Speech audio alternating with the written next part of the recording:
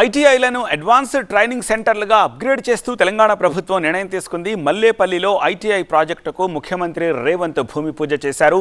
Tata technologies లిమిటెడ్తో ఒప్పందం జరిగిందని, యువతకు ఉద్యోగ ఉపాధి అవకాశాలు కల్పించడమే ప్రభుత్వ లక్ష్యమన్నారు ముఖ్యమంత్రి రేవంత్.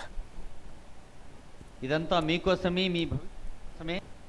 రాష్ట్ర ప్రభుత్వం టాటా సంస్థ కలిపి 2324 కోట్ల రూపాయలతోటి 65 ఐటీఐలను సాంకేతికంగా రోబోట్స్ నుంచి మొదలు పెడితే అత్యంత అధునాతనమైన మెషినరీ తీసుకొచ్చి, మెషినరీ పెట్టి వదిలేయడం లేదు, అందరికీ ట్రైనింగ్ ఇచ్చి, ఐటీఐలో ఉండే లెక్చరర్స్కి కానీ ఐటీఐలో ఉండే టీచింగ్ స్టాఫ్కి కూడా ట్రైనింగ్ ఇచ్చి, టెక్నికల్ ట్రైనింగ్ ఇచ్చి, మీ విద్యార్థులు అందరూ కూడా శిక్షణ ఇవ్వడానికి అవసరమైన కార్యాచరణను, ప్రణాళికలను అన్నిటిని తీసుకొని రాష్ట్ర ప్రభుత్వం ముందుకు వచ్చింది.